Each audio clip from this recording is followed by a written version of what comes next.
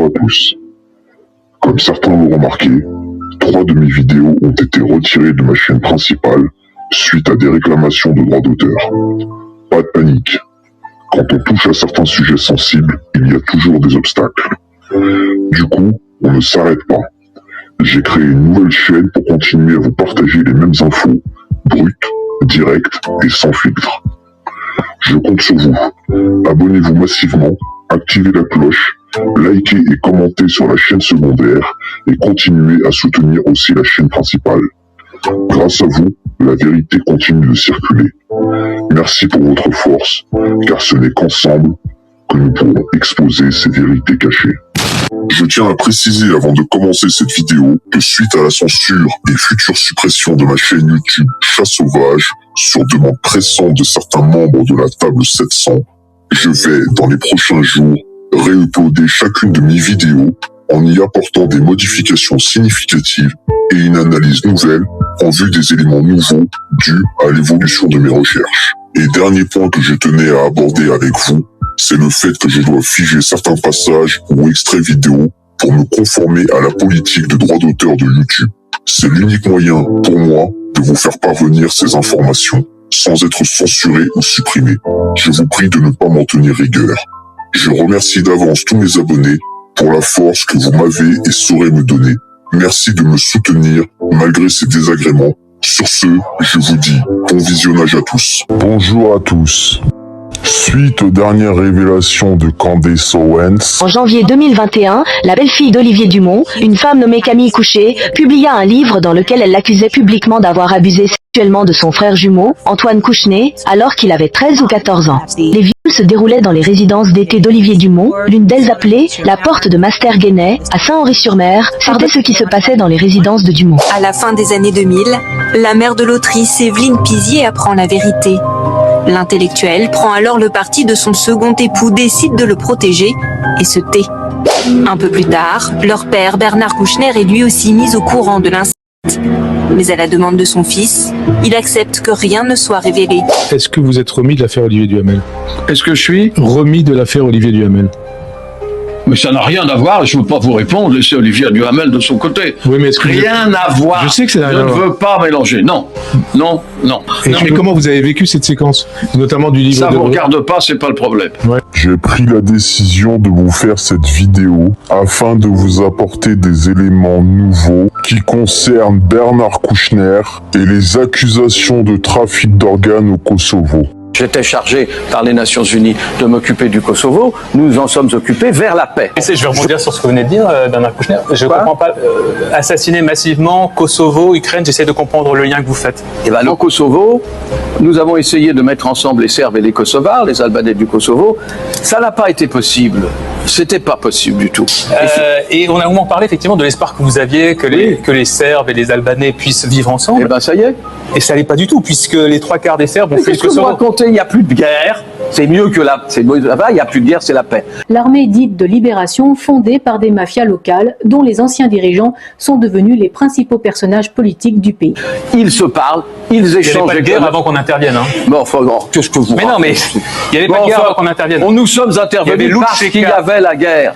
Est-ce que vous Nous sommes intervenus parce qu'il y avait la guerre et qu'il y avait des massacres en permanence. Mais nous sommes intervenus parce qu'il y avait les massacres de Kosovare. Et tout le monde a voulu bien le faire. Il y a eu un vote au Conseil de sécurité et c'était normalement fait. Il y avait effectivement des Albanais qui étaient parfois tués, comme il y avait des Serbes qui étaient tués, notamment par des attaques de Lutcheka, puisque vous savez qu'à l'époque, il y avait un combat entre le pacifiste Rugova et puis les gens de Lutcheka. Qui vous le dites, c'est moi qui l'ai fait. Donc voilà, mais je suis juste en train d'apporter quelques précisions. Et le Kosovo aujourd'hui, c'est un État mafieux. L'armée dite de libération, fondée par des mafias locales, dont les anciens dirigeants sont devenus les principaux personnages politiques du pays. Donc selon lui, ils ont apporté la paix au Kosovo.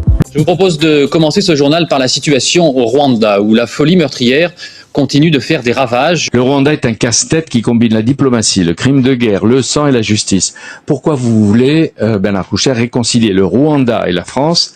À quoi cela sert-il? Ça n'est pas un casse-tête, c'est un cas de conscience. Rien ne vous autorise à dire ce que vous avez dit. Le Rwanda est un pays où un génocide a été commis sous nos yeux et moi j'y étais. Un ou deux génocides? Un génocide, monsieur El Kabbach, il n'y a pas deux génocides. Il y a les Hutus majoritaires qui ont tué les Tutsis minoritaires. Pierre Péan nous révèle d'ailleurs, à propos Bernard Kouchner, qu'il a fait au Biafra, dans les Balkans, en Érythrée, en Irak, pratique d'un tri entre les bons et les méchants. Les victimes et bourreaux, les Tutsis du FPR ont été classés bons. Les Hutus méchants, génocidaires, émules des navires. J'y étais. Faut dire. Attendez, excusez-moi. Il faut dire, pour préciser. Non, faut pas dire si vous le voulez. Laissez-moi parler, soyez gentil. Il s'agit de quelque chose de grave. Qu'est-ce que j'ai voulu faire? J'ai voulu que des malentendus cessent entre ces deux pays. Je vous rappelle que, au pouvoir, à Kigali, ce sont les survivants de l'horreur et du génocide. Nous étions là-bas, j'étais là-bas. Le génocide a été commis sous nos yeux télévisés. Personne n'est intervenu, sauf la France, et je l'approuvais. Bernard Kouchner avait gagné la confiance de Paul Kagame, le chef du FPR. Kouchner avait proposé au gouvernement français d'aller lui-même convaincre Kagame du bien fondé de l'intervention. Vous êtes allé demander à Kigali, qui est là au général Dallaire, qu'il autorise les parafrançais à... Mais non, j'ai libéré les mecs, vous m'emmerdez. Le 13 mai 1994, les Français tiraient sur les Tutsis par dizaines de milliers, ils ont tué des Tutsis. Vous le savez ça ou pas? Vous étiez au Rwanda à ce moment-là. J'y étais. De quoi la France est coupable? Là, mais la France est coupable d'erreurs politiques, mais elle n'est pas coupable de génocide et sûrement par l'armée française. Et j'y étais. Je sais un peu ce dont je parle. Mais qui est à l'origine des massacres, des 800 000 Tutsis? Ne prenez pas ce tour. En 2 mois. Non, je pose la question. Qui est à l'origine? Et à votre avis? Le 13 mai 1994, les Français tiraient sur les Tutsis par dizaines de milliers, ils ont tué des Tutsis. Vous le savez ça ou pas?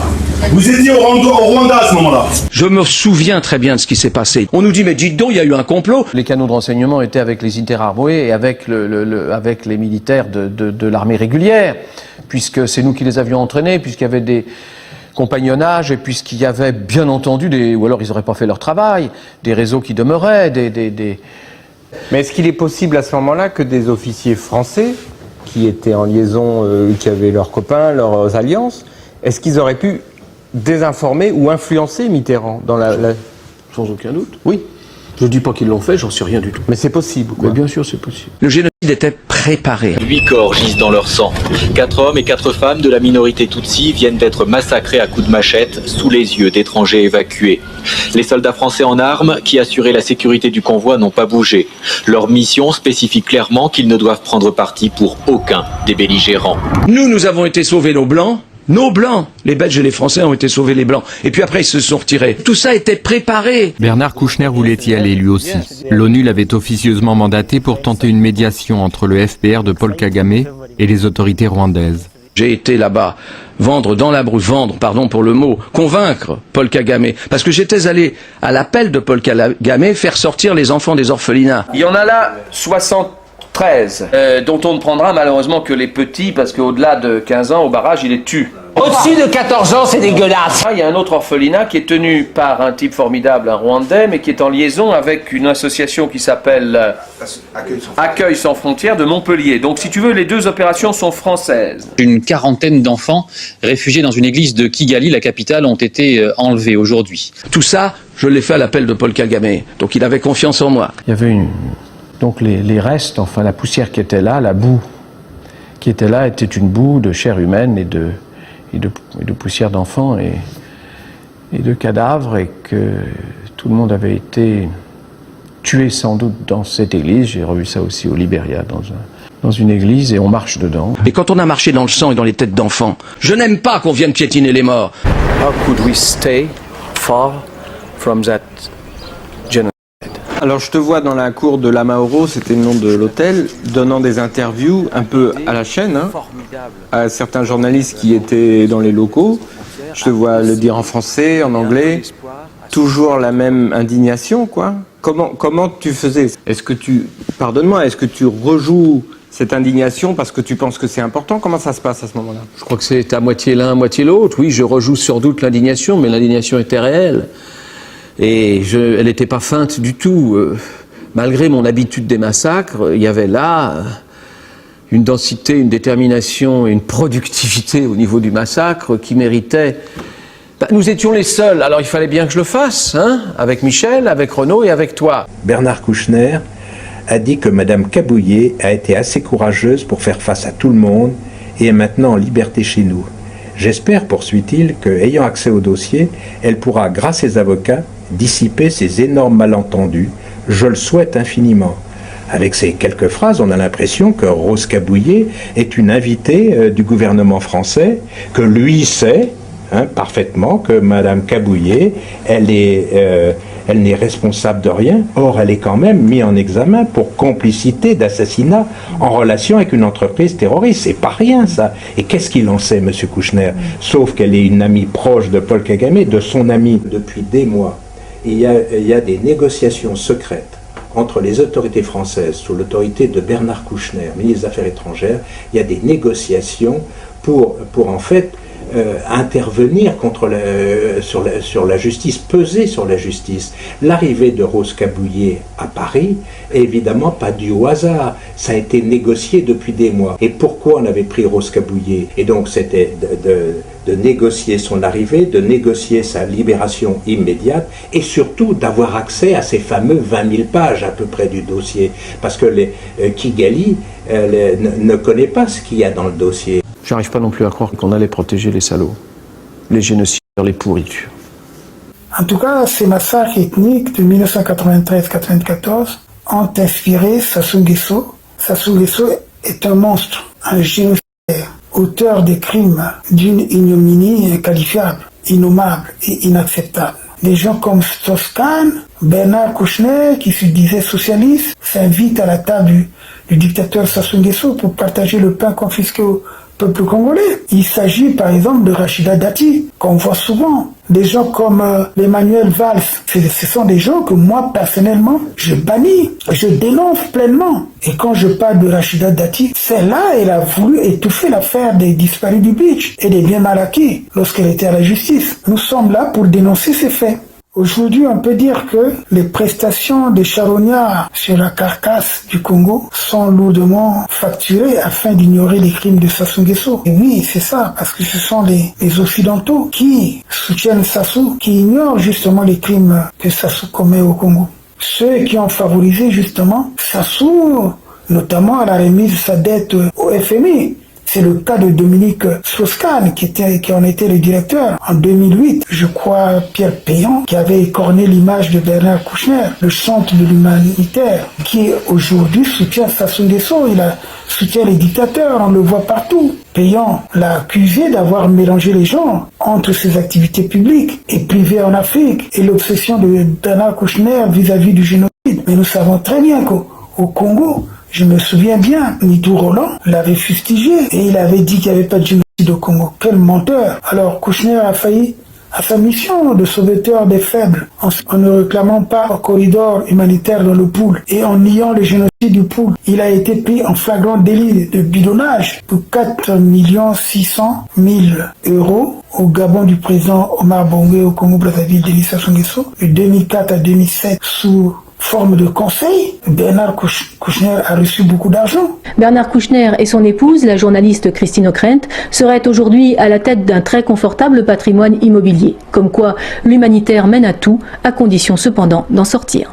Alors vous voyez, vous comprenez, quand Sassou s'approche des gens comme ça, comment ne pas s'allier au tyran Paul Kagame? On comprend bien. Bernard Kouchner, le French docteur, qui a trahi ses convictions et son engagement pour le droit. Pour moi, Bernard Kouchner n'est devenu qu'un complice des dictateurs. Je suis très heureux d'avoir reçu mon ami le Premier ministre du Kosovo, Hashim Thaçi. Que pense aujourd'hui le docteur Kouchner face au criminel Sassou Nguesso? Mais Bernard Kouchner, il n'a pas reconnu le génocide au Congo.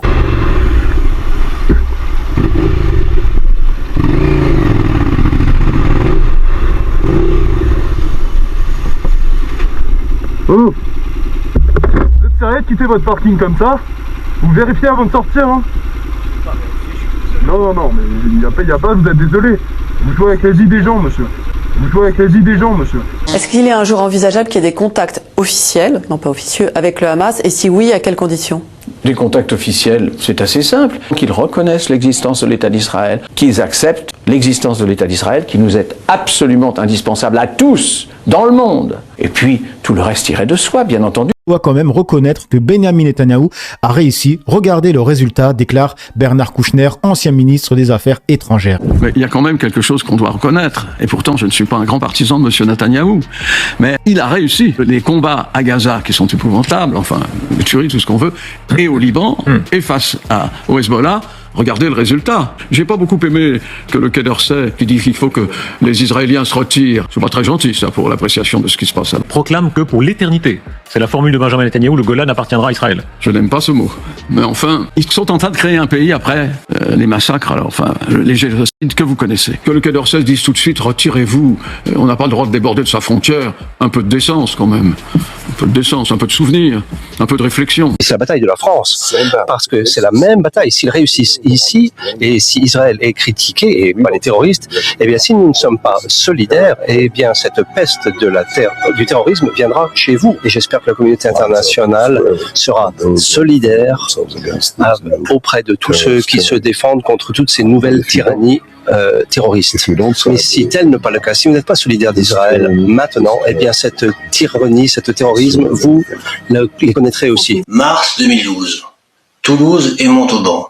7 victimes abattues par un tueur casqué en scooter. L'affaire Mera, pour la comprendre, il faut retenir une phrase très simple. Une opération psychologique sur fond électoral.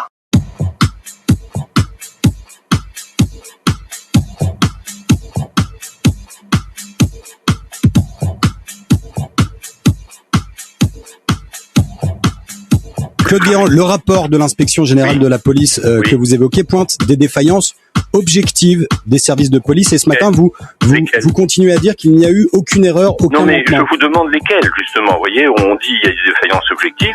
Je reconnais qu'il y a eu une défaillance pendant l'intervention. C'est lorsque Mera est sorti de son domicile pour aller téléphoner, déjouant, en passant, semble-t-il, par les sous-sols de l'immeuble qu'il connaissait bien, puisqu'il habitait, la surveillance de la police. Bon, mais ça, mis à part, les services ont surveillé Mera. Et l'affaire Mera aurait dû être une aubaine pour le camp Sarkozy. Un jeune de cité, d'origine algérienne, musulman, et qui se disait pro-palestinien. Un terroriste islamiste, retrouvé en 10 jours et abattu par le raid. Quasiment en direct. Les nombreux policiers en planque devant son immeuble ne l'avaient pas vu sortir. Ils ne le verront pas non plus rentrer chez lui. Aujourd'hui encore, de nombreuses questions demeurent sur le tour de passe-passe de Mera. Comment l'homme le plus recherché de France a-t-il pu échapper à la vigilance de la police pendant près de 6 heures? Il y a un fait troublant. Le père de l'une des victimes de l'affaire Mera, un militaire dénommé Abel Chenouf, qui a été abattu le 15 mars 2012 à Montauban, dans le dos, par un tueur casqué à moto. Le père de cette victime avait affirmé, par la suite, qu'il avait reçu des pressions pour ne pas porter plainte contre Bernard Squarcini, le chef du renseignement intérieur. Est-ce que vous savez comment Mera a réussi à échapper à la surveillance des policiers? Non, très honnêtement, c'est un point qui pour moi est resté complètement nébuleux. Il y a effectivement une suspicion de sortie de son appartement. Je n'ai jamais eu d'explication là-dessus. Pour la gardienne, c'est une évidence. Mohamed Mera est tout simplement passé par le sous-sol, dont la sortie donne sur l'arrière du bâtiment. Pourquoi ils l'ont pas vu? Est-ce qu'ils voulaient le voir? Est-ce qu'ils voulaient pas le voir? Qu'est-ce qu'ils avaient projeté? C'est un moment. Est-ce qu'ils étaient à la mer? Moi, je sais pas. Moi, je serais à leur place. Quand je vais devant une entrée pour surveiller quelqu'un, je fais d'abord une approche de tout l'immeuble pour voir quelles sont les sorties. Ils étaient quand même un paquet. Alors même si c'était 10 devant et 10 derrière, ils ne sortaient pas. C'est pas possible. Il ne faut pas sortir ailleurs que par l'entrée principale. Non, mais par là, ils pouvaient. Si l'immeuble était cerné, ils ne pouvaient pas sortir. Passer cette porte, le parcours est à découvert. Alors pourquoi cet incroyable raté? Le patron du renseignement toulousain n'a pas souhaité nous fournir d'explications. Comment est-ce possible? Et devinez qui a exercé ces pressions? Richard Prasquier, le président du CRIF. Je vous demande de réfléchir 5 secondes à cette anomalie stupéfiante. Le président du CRIF, intervenant auprès du père d'une des victimes de l'affaire Mera, en lui demandant de ne pas porter plainte contre le chef de la police du renseignement. Étrange, non? C'est une faille dans le dispositif que nous avons mis en place. Oui, je l'ai toujours reconnu. Il est sorti plusieurs heures sans consentement. Et l'opinion a du mal à comprendre pourquoi, il n'a pas été récupéré.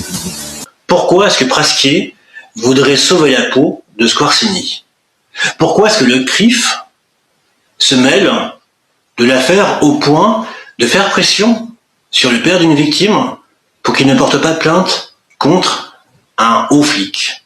Le flic accusé à l'époque d'avoir failli pour repérer et arrêter Mohamed Merah. Il y avait toute la hiérarchie de la police française qui est sur place. Alors vous citez Christian Lotion, le patron de la PJ, dont vous louez le travail, l'instinct et l'efficacité, le patron de la DCRI, Bernard Squarcini, celui du RAID, Amaury de Haute-Cloque. Il y a toute les crèmes de la police française. Crème de la crème. Et malgré tout, page 122, vous nous dites que Merah a pu sortir de chez lui pendant que tout le monde était là pour passer un coup de fil et qu'il est rentré tranquillement.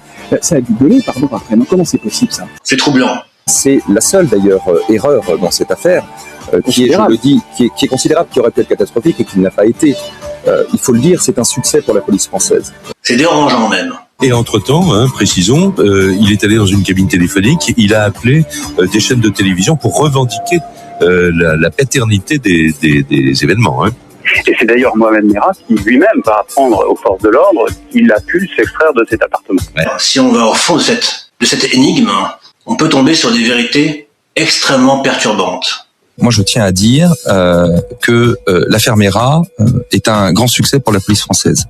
Un grand succès parce que l'affaire commence le 15 et que nous l'avons identifiée le 20.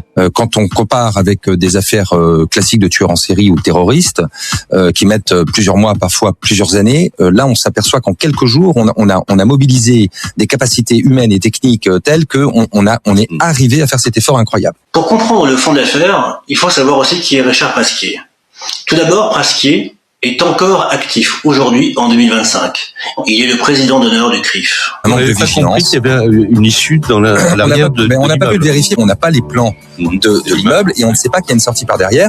Et il a un véhicule que personne ne connaît. Et il part avec ce véhicule et il part téléphoner. Pourquoi un président du CRIF, anciennement médecin cardiologue et doté d'un compte offshore de 5 millions d'euros, voudrait faire pression sur le père d'une victime, l'affaire Merah, pour lui faire retirer sa plainte contre un haut gradé de la police? Quand il retourne chez lui, vers 2h du matin, personne n'a rien vu. Ça, c'est un peu bizarre. C'est effectivement quelque chose qui n'aurait pas dû se passer. C'est extravagant. C'est là une piste qui peut nous mener très très loin et très profondément. Vous aviez pas de plan, vous aviez rien concernant cet immeuble pour voir les sorties possibles? À ma connaissance, non.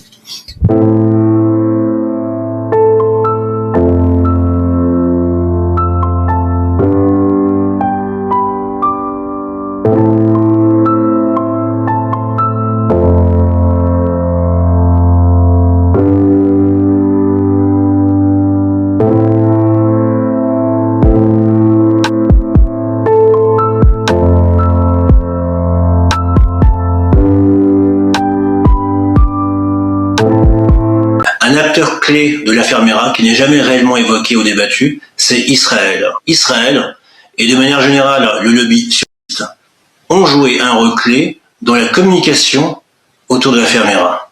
Bernard Squarcini, bonjour, merci d'être là. Votre témoignage au procès d'Abdelkader Merah était attendu parce que vous avez vécu au cœur de cette tragédie. Monsieur le Premier ministre de l'État d'Israël, nous vivons un moment exceptionnel parce qu'ici s'est produite une tragédie elle-même exceptionnelle. Une tragédie elle-même exceptionnelle. Vous allez voir des images troublantes et entendre des propos déroutants. Je vais vous présenter des extraits d'un reportage réalisé en janvier 2025 à Paris par une web TV francophone et consacré à un SDF anciennement militaire, un militaire affecté à des opérations spéciales, un homme âgé de 46 ans aujourd'hui et qui revendique lui-même d'être un Français juif d'origine russo-polonaise. Alors j'étais régiment du génie de parachutistes, j'étais au 17e régiment de parachutistes de Montauban. Le 17e régiment de Montauban. C'est précisément ce régiment-là dont sont issus Mohamed Le Gouad, Abel Chenouf et Loïc Libert, les 3 soldats qui furent abattus par un tueur casqué à moto le 15 mars 2012 à Montauban. On avait ensuite accusé Mohamed Merah, un jeune homme présenté comme un terroriste islamiste, alors qu'on a su plus tard qu'il avait collaboré avec les services de renseignement intérieurs et extérieurs français. Tes 3 larmes qui sont sous ton œil, le tatouage, il signifie quoi? Eh ben alors la larme pleine, c'est tous les gens que j'ai tués pendant 8 ans. Et les 2 larmes pas pleines, c'est mon père et ma mère qui se sont fait écraser par un camion, j'avais 5 ans, à Port de Bagnolet. Mon père russe, ma mère polonaise ashkénaze. Mon père russe, ma mère polonaise ashkénaze. Ce militaire que vous venez de voir a les mêmes traits caractéristiques que ceux évoqués dans les témoignages de gens qui ont vu le tueur à moto. Il se trouve que je suis le seul journaliste en France à avoir fait une contre-enquête sur l'affaire Merah. Et l'homme que vous venez de voir a les mêmes traits caractéristiques que ceux évoqués par des témoins. Il a un tatouage sous l'œil gauche, un tatouage comparé par une témoin Martine à une cicatrice, et il a des yeux verts. Des yeux verts, 2 témoins avaient rapporté à l'époque avoir vu des yeux verts et un visage blanc. Elle a décrit le tueur, un homme de taille moyenne assez corpulent. Selon elle, il portait une marque, un tatouage sous un œil. Il l'avait sur cette joue. Il était comme ça face à moi. J'ai pu discuter avec un des enfants qui avait croisé le tueur visage blanc. C'est en tout cas ce qu'il a confié aux enquêteurs. Écoutez bien à nouveau ce qui va être dit. J'ai du sang plein les mains et ça se trouve j'ai peut-être buté des gens qu'il fallait pas buter. Mais bon, c'était mon métier. Mais d'une autre part, je remercie l'armée quand même parce que elle m'a donné toujours le pouvoir à me remonter. Tu m'avais parlé d'une carrière de militaire. Est-ce que tu peux nous en dire davantage? Alors, je vais être bref parce que bon, je vais pas mentir, il y a des choses que je ne peux pas dire. J'ai pas le droit. Cet ancien militaire, affecté à des opérations spéciales, déclare donc avoir du sang sur les mains, avoir tué des gens qu'il n'aurait pas dû tuer, et précise qu'il ne peut pas dire aujourd'hui ce qu'il a fait. Aujourd'hui, en 2025, alors qu'il n'est plus militaire. Cet ancien militaire présente les traits caractéristiques d'un ancien barbouze, un homme issu de l'armée ou de la police, affecté à des opérations secrètes. Rien ne permet de dire aujourd'hui que cet homme est le tueur à moto de l'affaire Merah, mais il y a beaucoup de coïncidences étranges. Il porte le même type de tatouage sous l'œil gauche et lui-même revendique avoir commis des assassinats extrajudiciaires, autrement dit des tueries secrètes dirigées par ses supérieurs.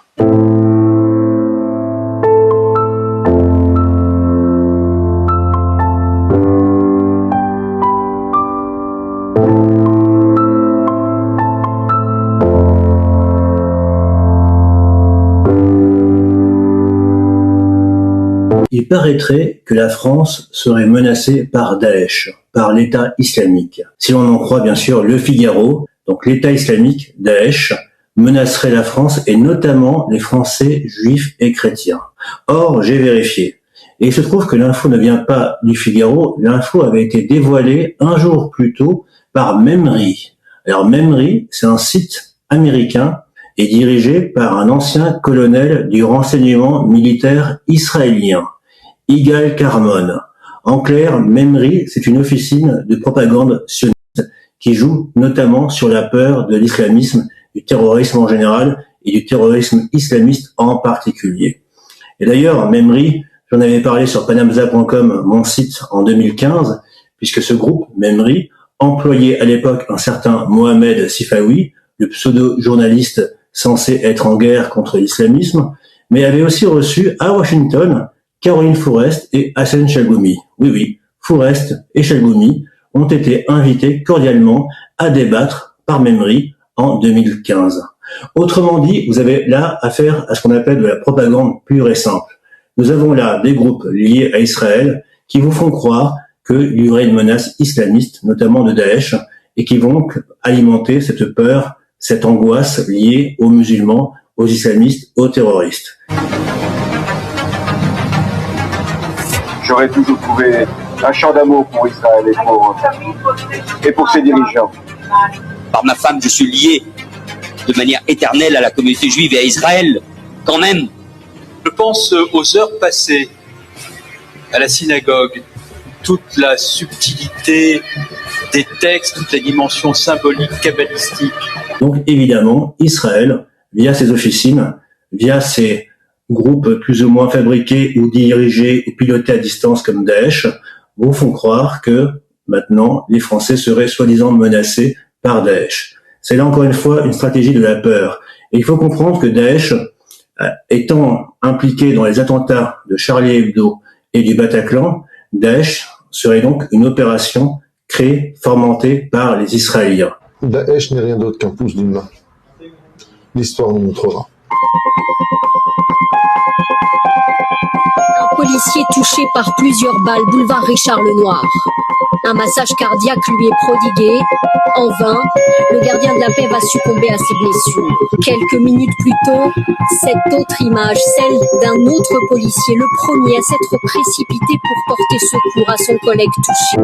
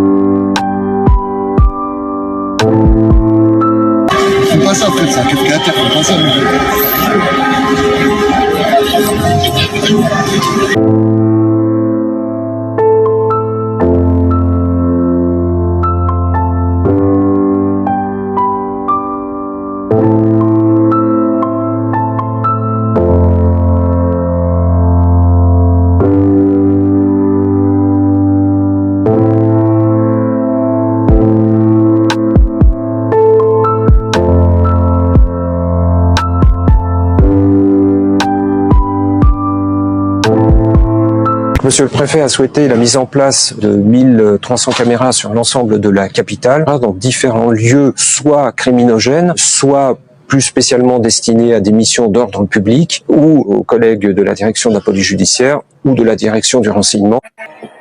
Et après ça, plus de traces.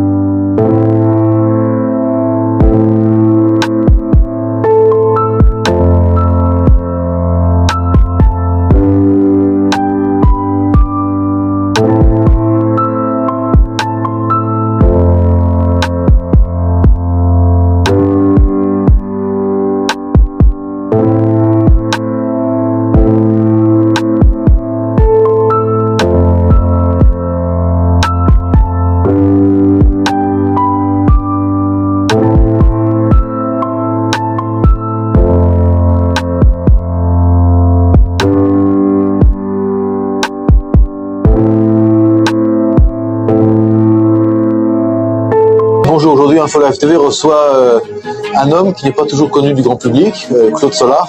Bonjour. Bonjour. Claude Solars, c'est un homme qui depuis des années aide Israël dans différents domaines, dans différentes organisations. Et hier, c'est ça aujourd'hui l'intérêt de la chose, hier il a été nommé à la Knesset, président du mouvement Kadima et Noah Sioni pour la France. Claude, vous êtes quelqu'un qui fait beaucoup pour elle depuis beaucoup de temps déjà. Et là, de prendre un poste, on va dire, public et politique, c'est quoi? Alors, c'est surtout continuer à œuvrer pour Israël. Je suis très actif, très engagé dans nos œuvres. Voilà. Et je suis totalement athée. J'ai toujours été athée. J'ai aucun rapport avec Dieu, même pas de rapport avec Dieu. Rien du tout. Ni avec lui, ni avec sa femme, ni avec ses enfants. Voilà.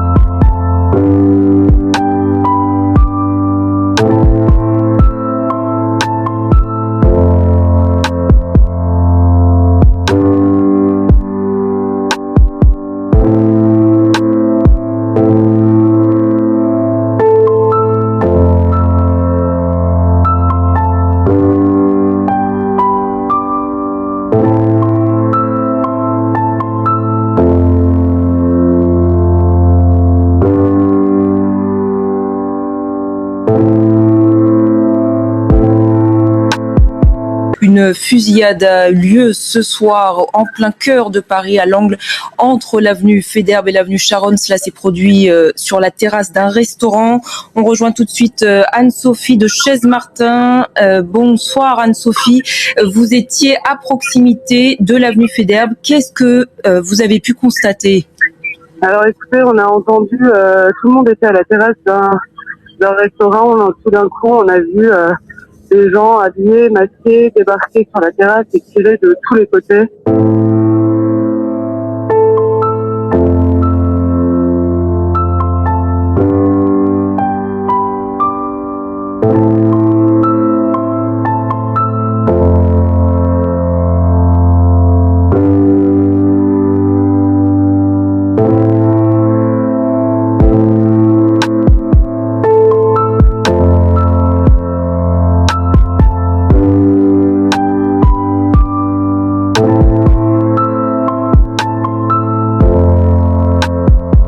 Soyez dans l'émotion, continuez d'avoir peur et ne vous posez pas de questions.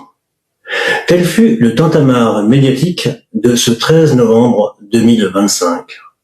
Soyez d'abord émus, évidemment, pour les 132 victimes, les plus de 400 blessés et les milliers de vies fracassées par le 13 novembre. Mais aussi continuez d'avoir peur de la menace de l'islamisme terroriste qui plane au-dessus de vos têtes. Et enfin, et surtout, ne vous posez pas de questions. Ne cherchez pas à comprendre ce qui s'est passé. Ne tombez pas dans le piège de ces conspirationnistes, complotistes, paranoïaques qui réfutent les versions officielles, qui doutent du récit consensuel, qui se posent des questions, qui osent contredire des balivernes. Non. Restez dans le droit chemin, restez dans les clous, on s'occupe de tout. Le diable est dans les détails. Et ce vendredi 13 du mois de novembre 2015 était diabolique. En regardant l'une des nombreuses vidéos diffusées pour commémorer le 13 novembre, l'une d'entre elles m'a dérangé. L'une d'entre elles m'a profondément chiffonné. Il y avait un détail sur lequel j'ai bloqué. Je vous montre l'extrait. Moins d'une minute plus tard, ils remontent dans leur véhicule, parcourent 400 mètres et s'arrêtent devant le bar La Bonne Bière. 2 terroristes tirent en direction de la terrasse et un autre cible celle du restaurant La Casa Nostra. 5 personnes sont tuées. Les terroristes repartent dans Paris.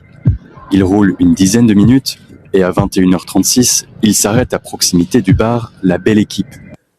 Selon le journal Le Monde, mais également tous les autres médias mainstream, nous sommes censés croire que la fusillade qui s'est déroulée devant le bar La Bonne Bière et devant le restaurant Casa Nostra s'est produite à 21h26. Or, c'est faux. Et ma source est béton. Ma source, c'est le procureur de la République, François Molins, qui le lendemain, le 14 novembre 2015, déclarait ceci. À 21h32, une nouvelle fusillade devant le bar à La Bonne Bière a entraîné la mort de 5 personnes. 21h32 selon François Molins, 21h33 selon des témoins, et même 21h34 selon la vidéosurveillance du restaurant Casa Nostra, une vidéosurveillance qui a précisé exactement l'heure, sans tenir compte bien sûr du passage à l'heure d'hiver. En quoi c'est important? En quoi finalement 6 ou 7 minutes font la différence? Si l'attentat s'est produit à 21h33-34 et que cet attentat a duré environ 56 secondes, selon le compte-rendu du procès du 13 novembre, cela veut dire que les terroristes avaient seulement 3 minutes pour ensuite rallier le bar La Belle Équipe et commettre un nouvel attentat. Or, c'est littéralement impossible. La distance entre le restaurant Casa Nostra et le bar La Belle Équipe est de 2,5 km. Il est impossible de rallier en 3 minutes cette distance. Mais si l'on modifie la version officielle et que l'on fait croire qu'il y avait en fait 10 minutes, ça devient possible. Autrement dit, on a voulu tordre les faits. La réalité a été escamotée. L'attentat de La Bonne Bière et de Casa Nostra ne s'est pas produit à 21h26, mais il s'est déroulé vers 21h33. Or, nous sommes censés croire que le même commando des terrasses a commis ces 2 fusillades. Celle de La Bonne Bière et de Casa Nostra et celle de La Belle Équipe. Or, si le timing devient impossible, cela signifie qu'il y avait 2 voitures différentes, 2 équipes de tueurs différents. Et un élément clé permet d'accréditer cette hypothèse. L'élément clé, c'est la physionomie du tueur que l'on voit dans la vidéosurveillance de Casa Nostra.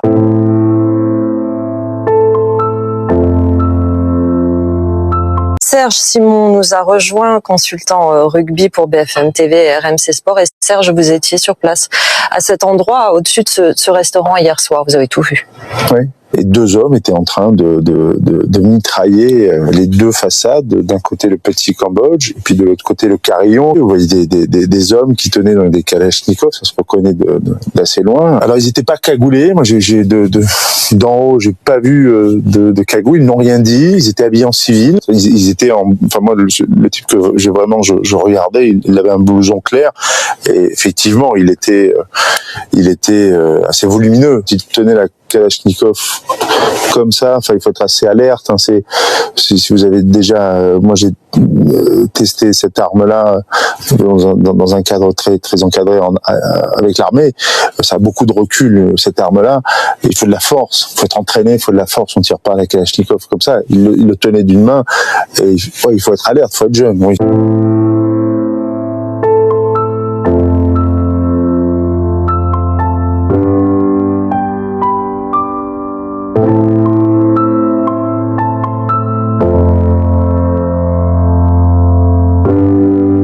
que je regardais, il avait un blouson clair.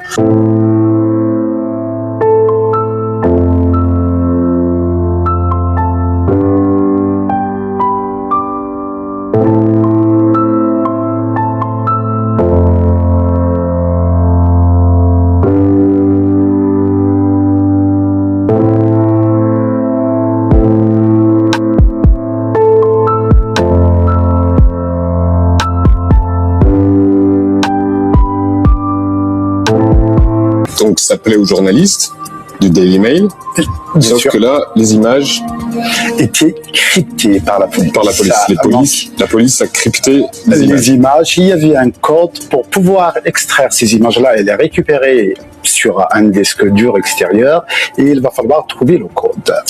Donc, ils vont donc faire appel à un hacker.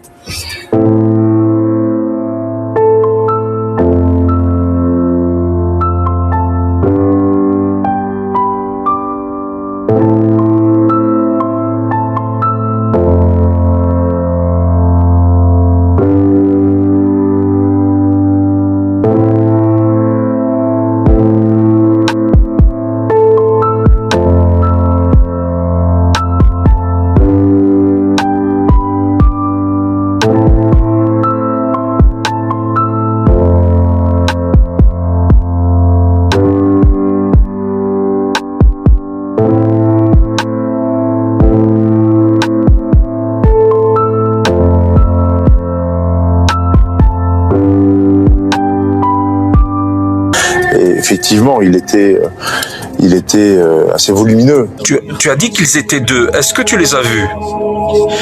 Sincèrement, non. Lorsque j'ai regardé d'où venaient les cris, j'ai surtout vu les étincelles produites par les rafales. Je n'ai pas vu d'où venaient exactement les voix des assaillants. Et je me suis tourné vers mon oncle et j'ai simplement dit qu'il fallait fuir. Quant à mon cousin qui s'occupait des verres, fort heureusement, par hasard, il rentrait. S'il était resté au niveau de la terrasse, il ferait partie des victimes. Mais lui a eu le temps de voir l'un des assaillants et il le décrit comme blond, et d'ailleurs il a été entendu par la police. Mon cousin a dit que c'est un blond costaud.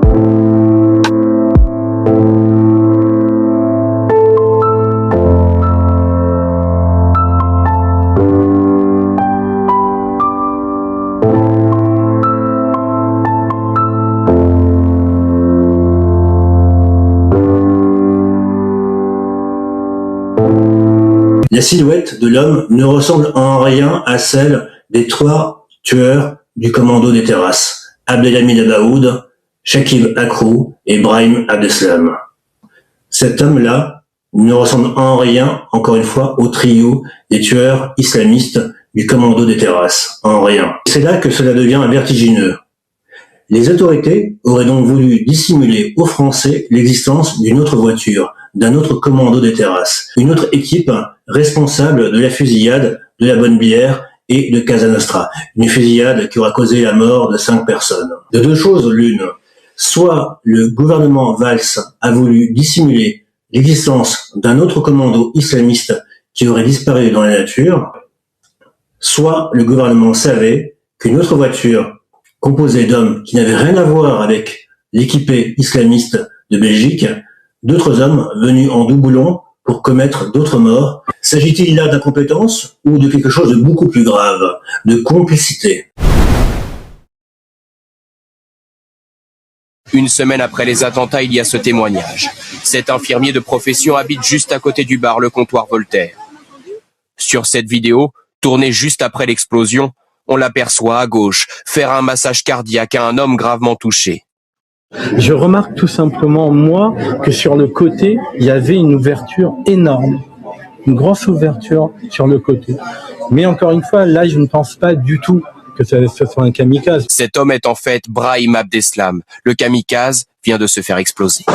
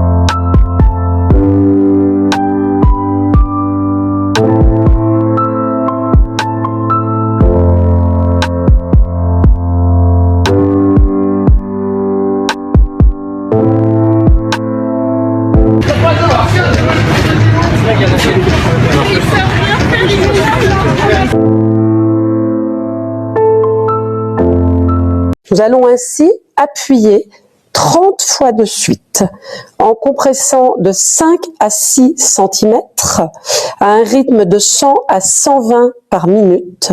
1, 2, 3, 4, 5, 6, 7, 8, 9, 10.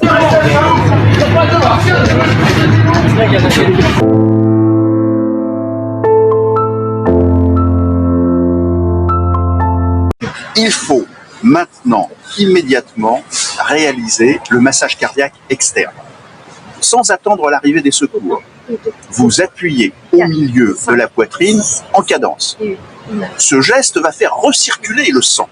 Vous créez une circulation qui va permettre de gagner de précieuses minutes.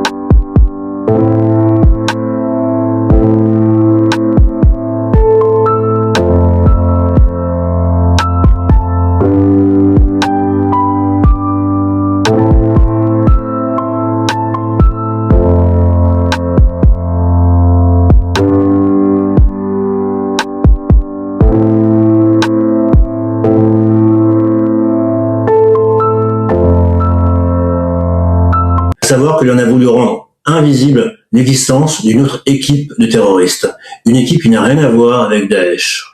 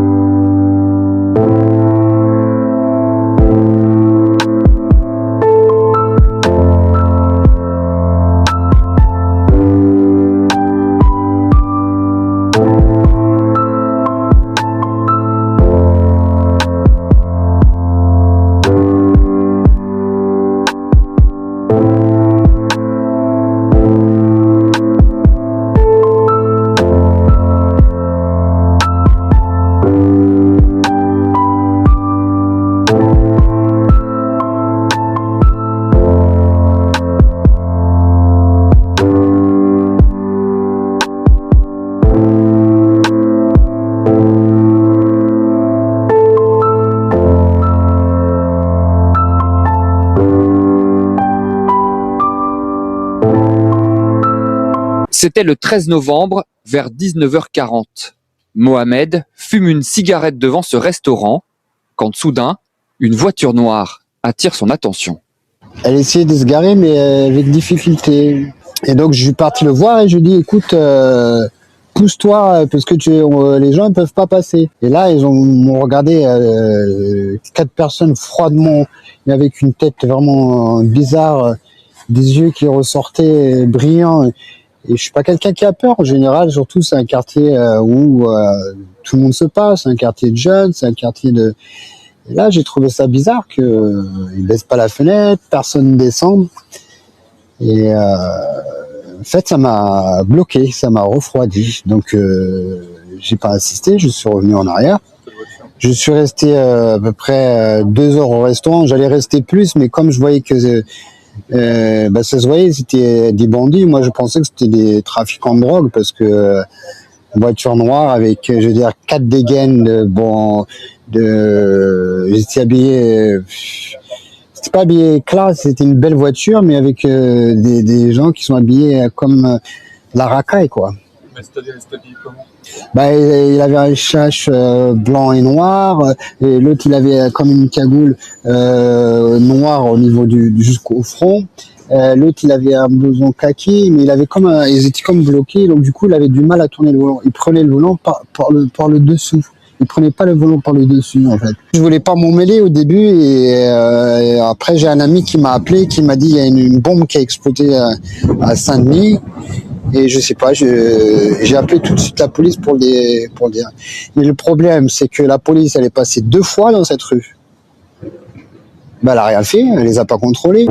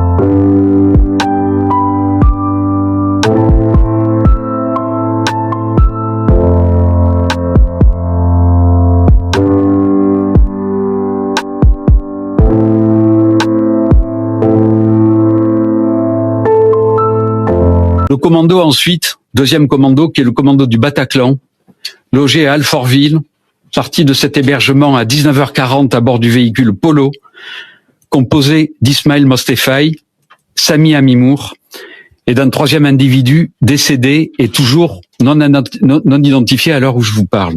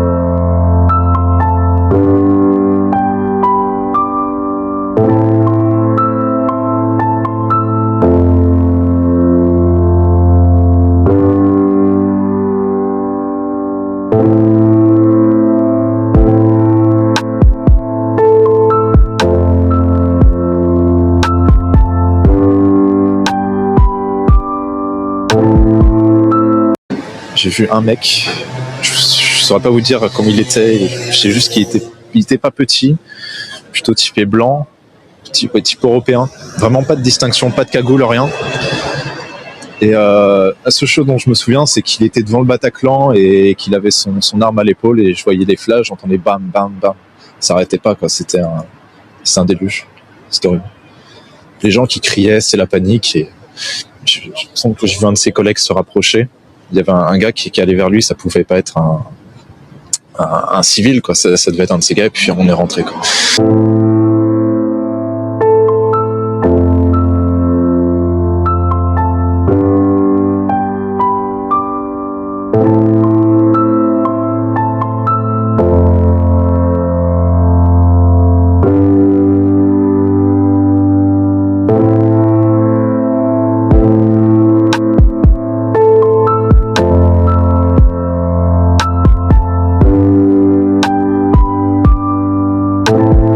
Ils sont sortis par le passage Saint-Pierre-Amelot, là, qui est juste à côté du Bataclan. Et je crois que votre belle-fille affirme avoir vu une femme, hein, c'est ça? Elle dit avoir vu une femme. Elle s'est trouvée à un moment donné face à un des terroristes. Elle a vu la femme qui était à côté, pour elle, avec 3 hommes et une femme, dont la femme n'était pas armée. Quelle description elle vous a fait de ces personnes-là? Un homme jeune de 30 ans, avec une barbe de 3 jours et de type européen.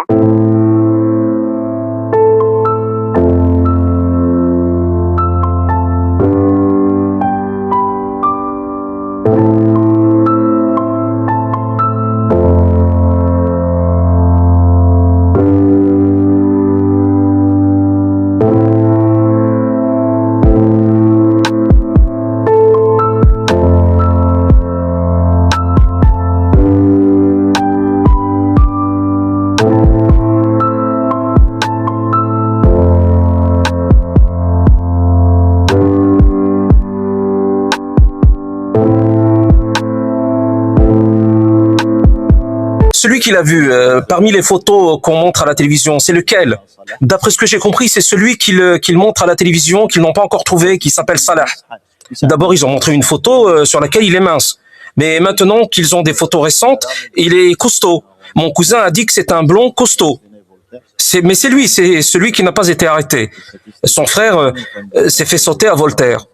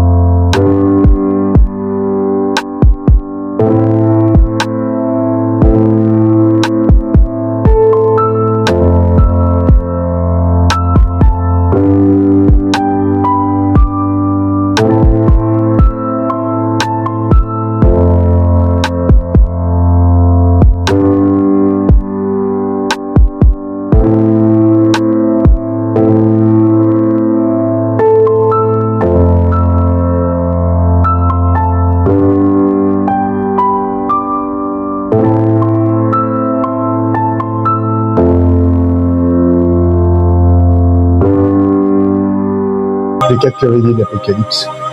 Qui sont les 4 terroristes? Qui sont ce que moi j'ai vu. Visiblement, il y en avait 3. Il y a d'autres témoignages, j'en ai vu 4, mais moi j'en ai vu 4.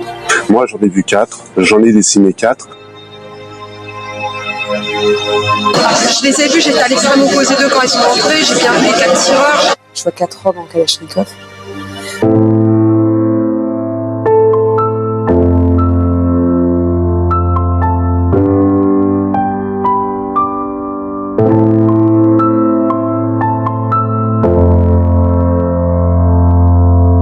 Ils m'ont regardé 4 personnes froidement, en voiture noire avec, je veux dire, 4 dégaines de...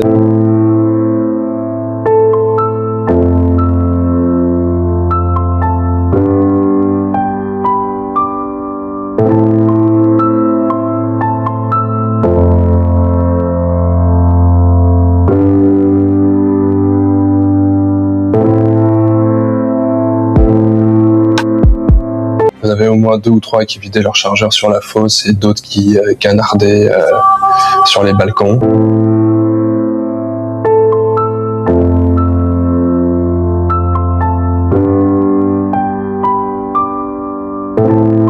Donc j'ai vu environ 4 personnes qui avaient des mitraillettes. Ils sont 4, les assaillants.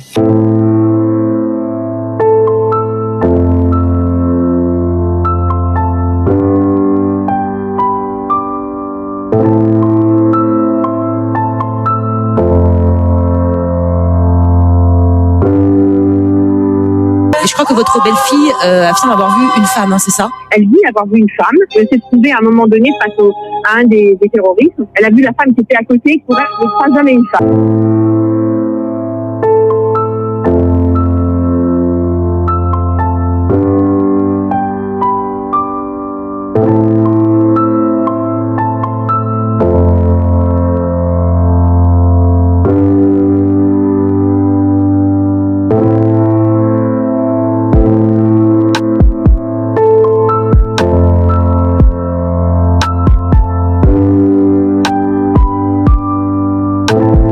C'est l'histoire d'un imam qui a grandi en France, qui est né en France, qui a maintenant 58 ans et qui vit désormais en Tunisie.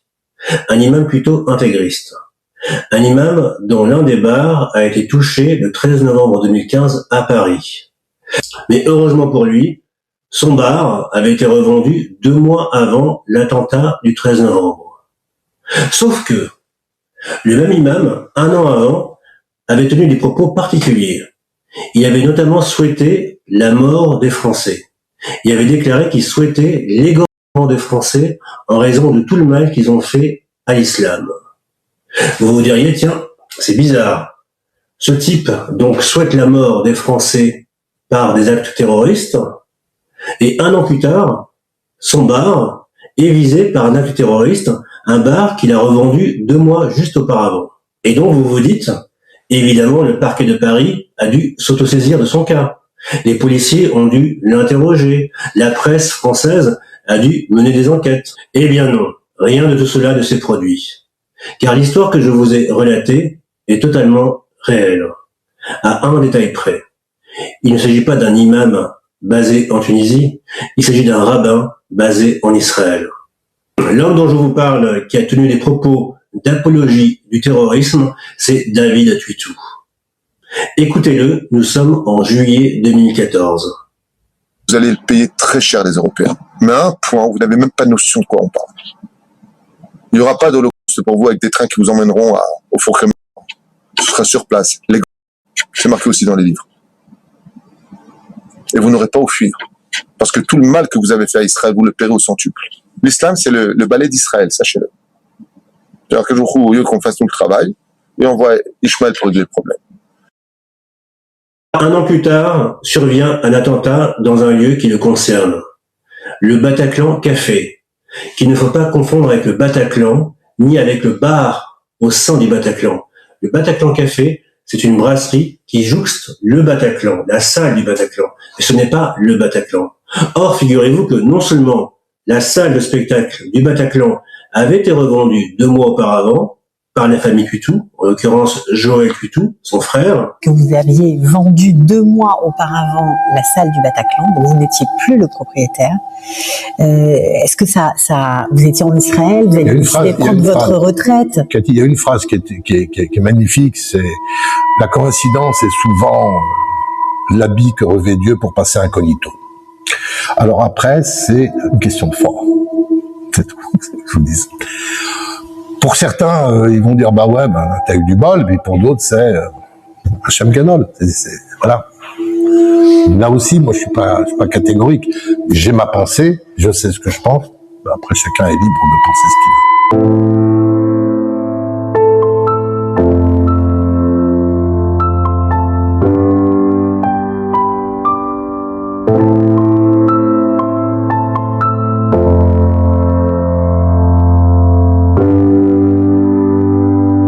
Mais le Bataclan Café a aussi été vendu le même jour, le 11 septembre 2015, par la famille Tuitou, et notamment par la gérante du bar, Viviane Tuitou, la sœur aînée de David Tuitou.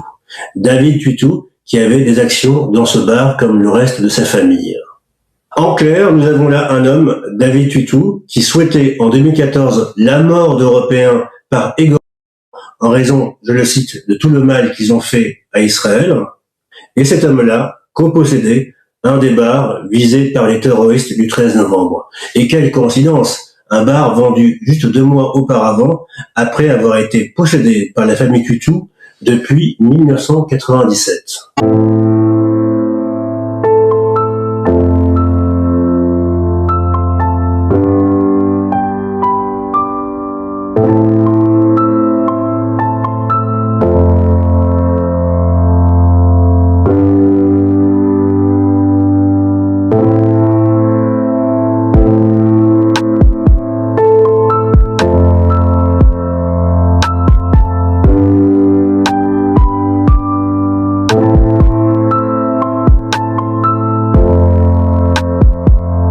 Le 13 novembre, à un moment, le patron vous dit « Fabrice, tu prends une caméra et tu rentres avant le service photo, avant la section traces et indices, et tu nous fais une longue vidéo. » Est-ce que c'est comme ça qu'on vous dit? On va d'abord figer les lieux par un film vidéo.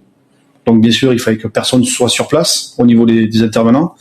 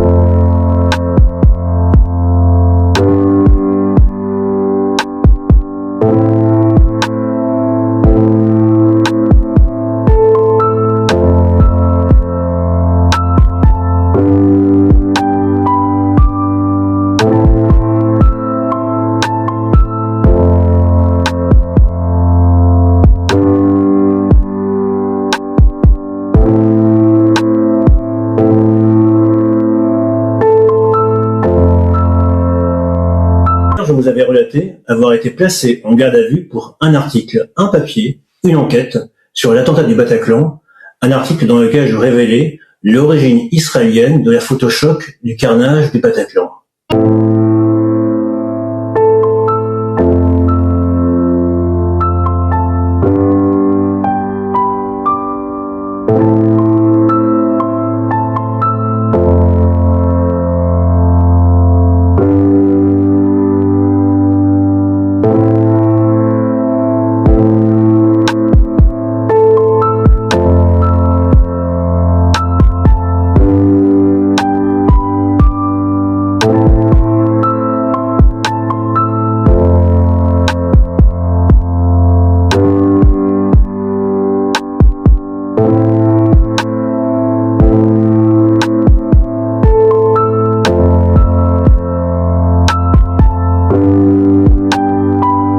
Pour vous dire, mais ça restera entre nous, j'ai consulté vraiment au plus haut niveau de la justice française pour voir ce qu'on pouvait faire, et qui m'ont dit on risque de se faire, on risque un non-lieu au procès, et donc ce serait dramatique, donc ne le tentons pas.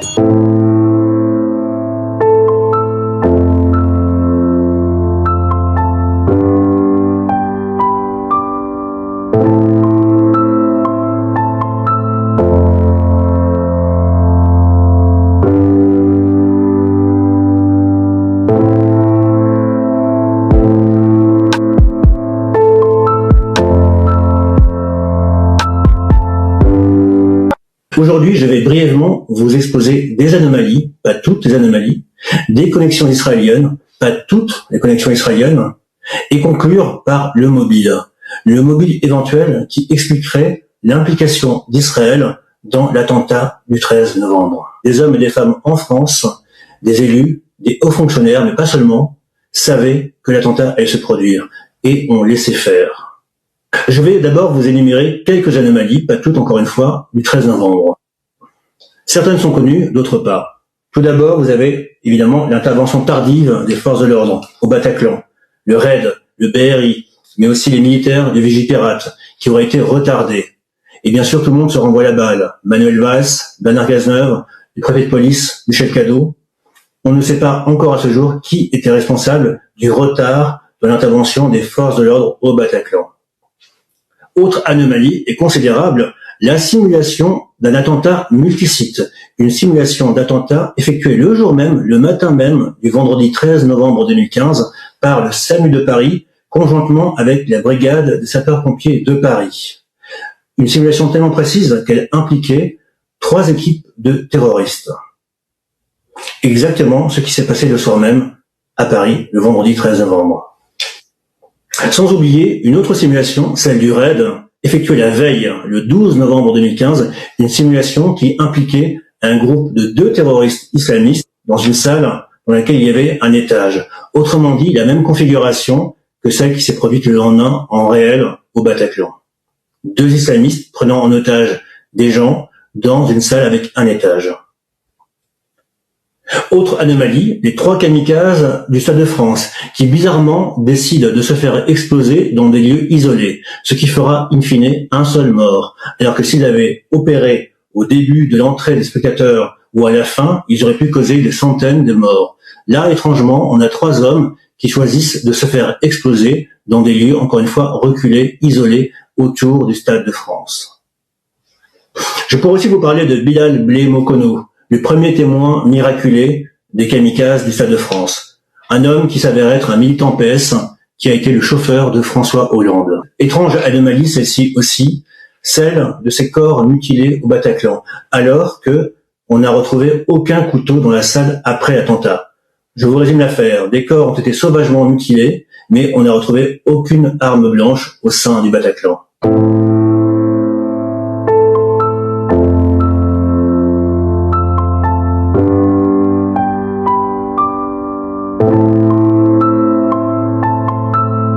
L'islam, c'est le ballet d'Israël, sachez-le. Alors que je vous au lieu qu'on fasse tout le travail, et on voit Ishmael produire le problème.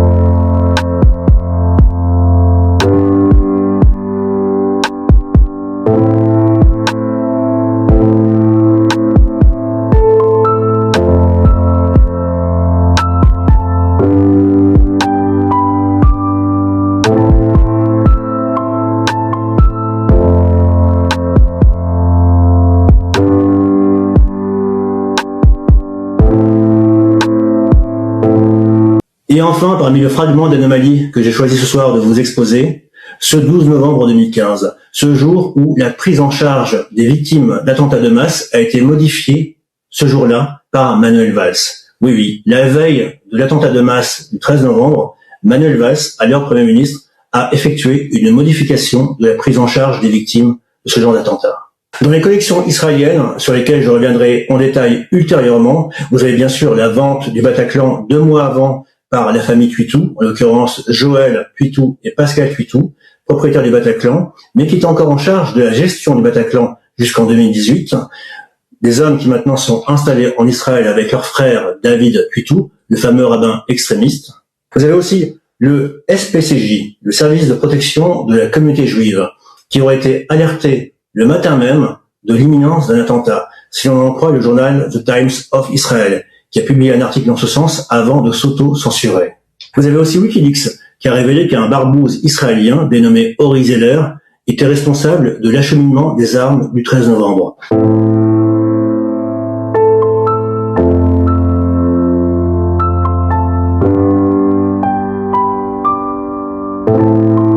Un autre suspect est entendu, l'Aziz Abrahimi, un Gétois soupçonné d'avoir véhiculé Salah Abdeslam dans Bruxelles après les attentats. Dans sa voiture, les enquêteurs retrouvent 2 armes et des traces de sang. Ses avocats demandent sa libération. Nous avons plaidé sa libération, sa remise en liberté, éventuellement sous des conditions. On sait qu'il y a encore des choses qui doivent être contrôlées, mais la plupart des vérifications ont déjà été faites.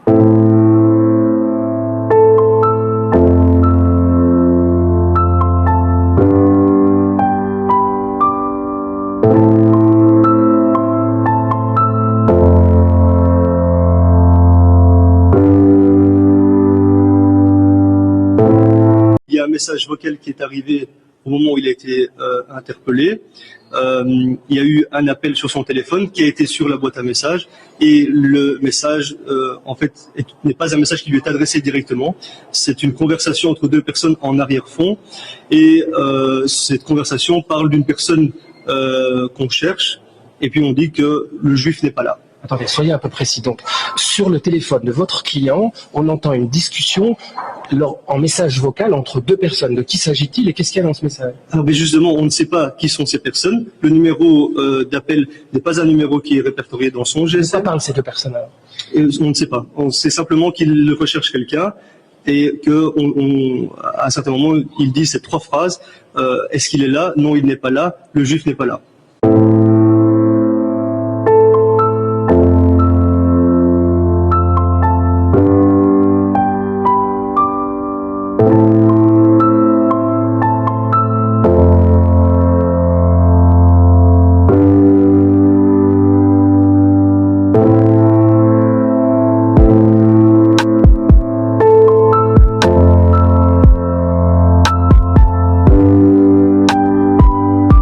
Ces armes étaient déjà dans son véhicule depuis bien longtemps et il a Pourquoi? Alors il a fourni des explications, c'est-à-dire que monsieur en fait fait des brocantes.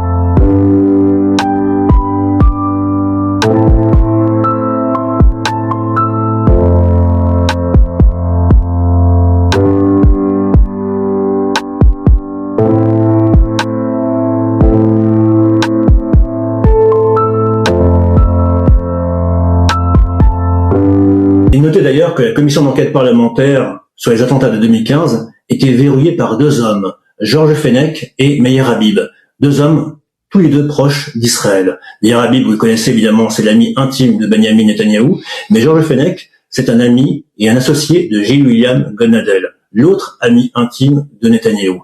Autrement dit, la version officielle était verrouillée par 2 proches d'Israël. Quel serait l'éventuel mobile d'Israël?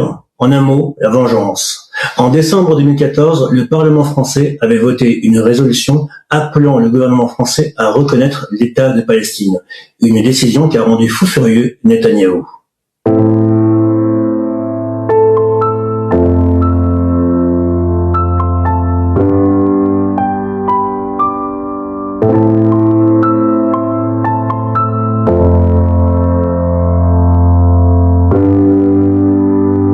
Une colonne de 7 hommes se prépare à investir l'immeuble quand soudain, un individu prend la fuite, immédiatement neutralisé par les policiers. Allez, dégagez-vous. Un peu plus loin.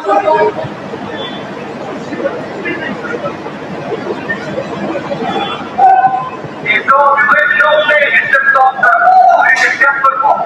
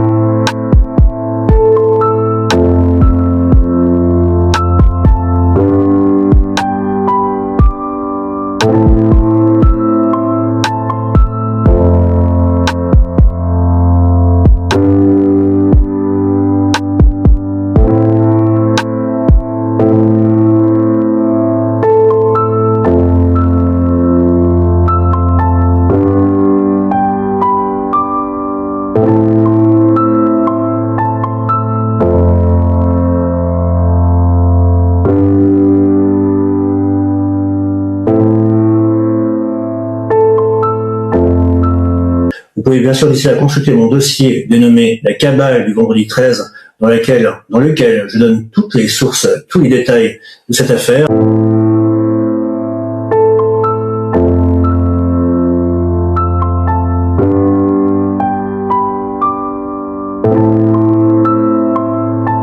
Un chanteur, un musicien, pardonnez-moi, et une choriste qui étaient sur la scène et qui nous ont raconté longuement ce qu'ils avaient vu. Ils ont vu ce camion donc fendre la foule sur le coup. La jeune fille, la choriste qui nous a raconté cette scène, donc qui était sur la scène et qui avait un petit peu de hauteur par rapport à la promenade des Anglais. Et ces coups de feu et ces gens autour qui disaient ils tirent, ils sont en train de tirer, ils sont en train de tirer au pluriel. Voilà ce que je veux vous dire, c'est que on nous parle ici, les témoins nous parlent au pluriel de personnes qui seraient donc intervenues, de ces fameux terroristes, puisqu'il faut évidemment utiliser ce mot ce soir. Et on a vu le camion arriver et j'ai vu tous les morts, les organes, enfin bref, j'ai pas trop envie de donner de détails.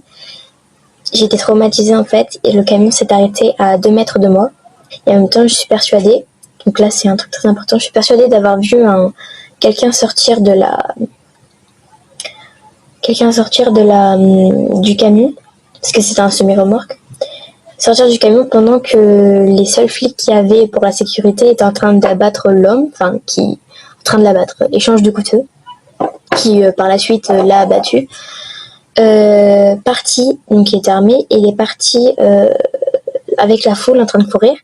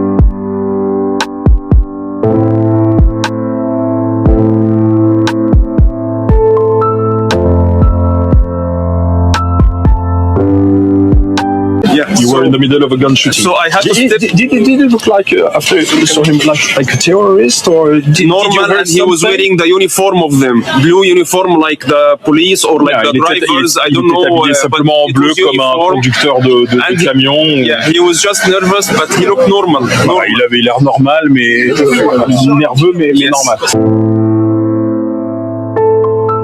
Blue uniform like the police or like the drivers. I don't know. Il était simplement en bleu comme un conducteur de camion. Yeah.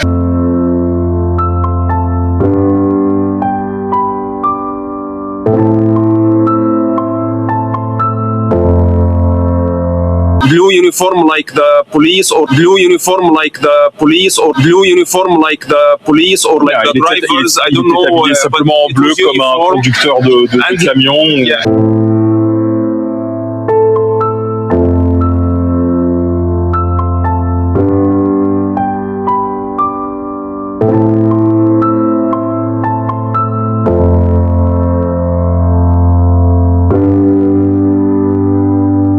Non mais des hackers dans le monde entier, on peut en trouver. Si on peut recruter une brigade d'élite de hackers qui mènent des cyberattaques. Je veux dire, il y a Ulkan, le fameux hacker israélien.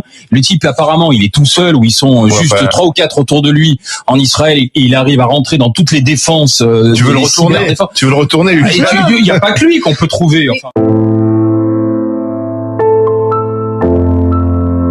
Sécurisation des villes.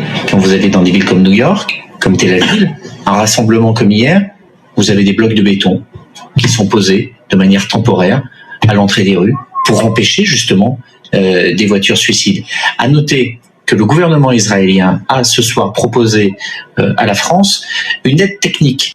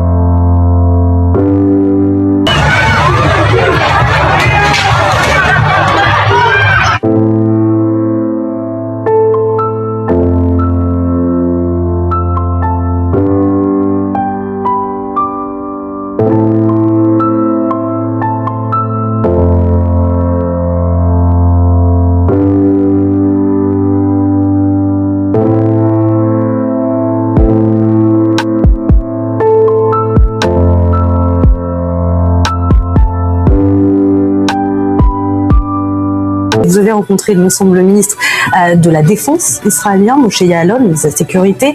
Sur quoi ont porté ces discussions? Alors j'ai eu le bonheur de rencontrer Moshe Ya'alon. Ya'alon et aussi Gilad Erdan, le ministre de la Sécurité, qui sont deux fortes personnalités, des amis que je connais, avec lesquels j'ai des rencontres chaque fois que je viens en Israël, et vous savez que je viens souvent. D'abord pour témoigner mon soutien à l'action d'Israël.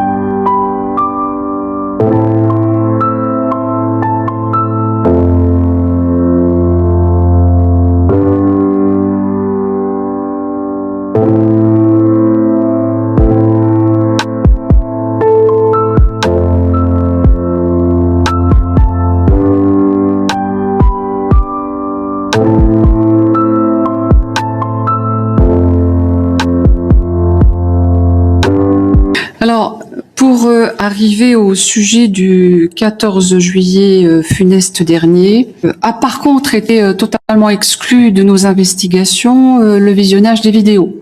La captation des images. Alors, j'entends ce que vous dites et c'est vrai que moi-même j'aurais été beaucoup plus à l'aise si j'avais pu voir les images, très clairement. L'inspection générale, dans sa partie audit, eh bien, elle s'efface devant l'enquête judiciaire et devant le procureur de la République, et c'est bien évident. Le procureur de la République a été clair, donc l'inspection générale ne va pas voir les images, elle se l'interdit totalement, et en plus de l'interdiction légale qui pèse sur elle. La police judiciaire va saisir les bandes, c'est-à-dire qu'elle va se faire donner une copie des bandes pour pouvoir les exploiter, et c'est bien normal. Le lendemain, la sécurité publique va chercher des informations au CSU pour, et c'est très clair, répondre à une rumeur qui commence à tourner sur les réseaux sociaux. Et donc, dans ce cadre, et le directeur général l'a très bien expliqué, dans ce cadre, la sécurité publique va demander à la police municipale à regarder certains moments. Ça n'est qu'après que le procureur de la République demande expressément que ces bandes soient détruites pour éviter qu'elle circule comme ça peut être fait ou vu dans d'autres sujets. D'ailleurs, cette instruction est pas très bien comprise de la part de la police municipale, qui se pose la question d'ailleurs de savoir si c'est légal ou pas légal. Elle est rassurée par le procureur de la République qui explique ce qu'il en est. Et le procureur de la République très légitimement dit moi, je n'ai envoyé que 2 brigadiers de la police judiciaire pour qu'on détruise les bandes, qu'on les saisisse, qu'on les détruise. Enfin bon, bref, qu'elles ne soient plus. L'idée, c'était qu'il n'y ait pas de copie et qu'il y ait qu'un seul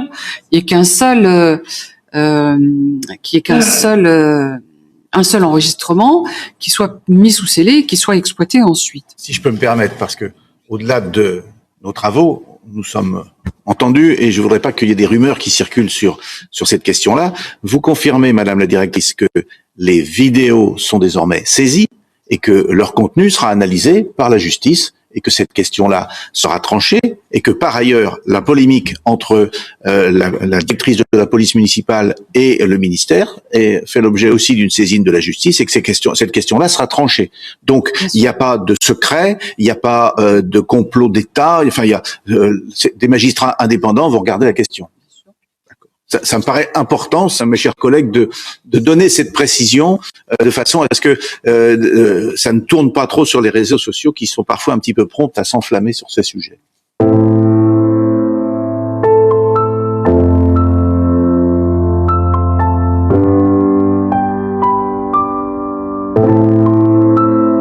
C'est à souvenir. Donc on va se souvenir de lui. On va se rappeler plutôt, on va voir qui est la personne qui valide donc Netanyahou. On va voir ce qu'elle vaut. Donc on passe sur ce tweet que je vous avais déjà montré il y a un moment.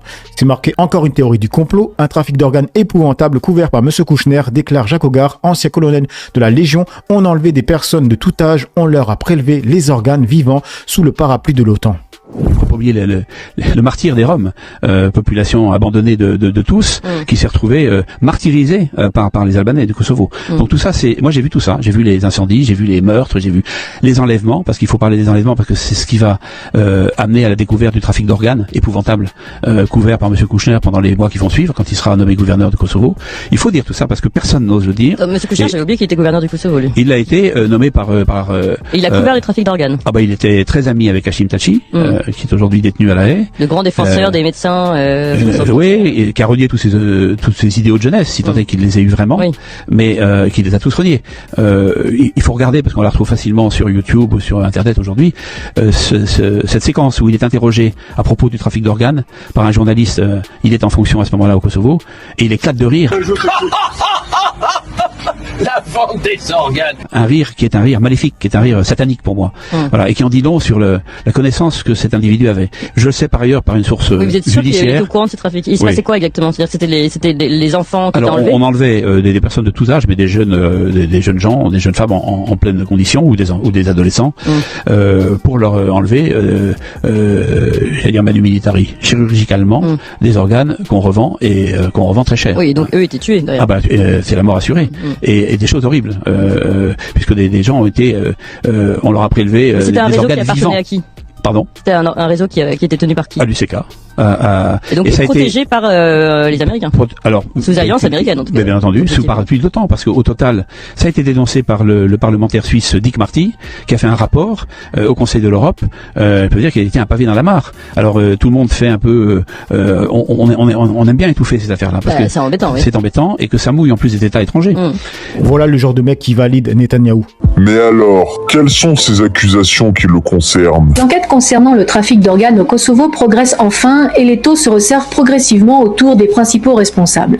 Fin avril, la justice européenne a condamné 5 médecins kosovars à des peines allant jusqu'à 8 ans de prison pour leur implication dans un réseau de trafic d'organes humains dont la plaque tournante était une clinique de la banlieue de Pristina, capitale de cette province.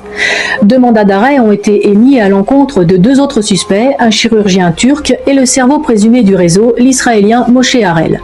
La plupart des commandes provenant d'Israël. Ministre français des Affaires étrangères Bernard Kouchner, en visite officielle au Kosovo le 1er mars 2010, avait été interrogé par un journaliste sur ces trafics d'organes alors qu'il était de 1999 à 2001 le chef de la MINUC, la mission de l'ONU au Kosovo. Tout comme il l'avait précédemment fait, il a simplement nié l'existence des maisons jaunes, ces cliniques clandestines, ainsi que l'existence du trafic d'organes humains. Il avait également rejeté, dans une déclaration à la BBC, toutes les accusations qui pourraient peser sur lui, démentant qu'il aurait fermé les yeux sur l'affaire du trafic d'organes au Kosovo au nom de la stabilité politique. Chacun se souvient de son rire indécent lorsque des journalistes serbes l'avaient questionné à ce sujet du temps de son mandat. Le French Doctor, loin d'émettre même le plus petit doute sur la culpabilité présumée de son ami Hashim Thaçi, l'actuel président du Kosovo et ancien dirigeant de l'UCK, a donc préféré balayer la question d'un simple et commode revers de main, traitant les journalistes de salauds et de fous qui croient n'importe quelle connerie. Il y a beaucoup de familles qui vous accusent un peu en ce qui concerne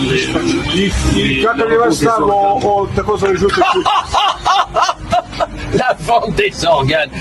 Mais vous êtes malade, non? J'ai une tête à vendre des organes, moi. Mais vous êtes fou, vous croyez n'importe quelle connerie. Alors Rada et moi, on aurait volé des cadavres pour vendre des organes, mais à qui? La plupart des commandes provenant d'Israël.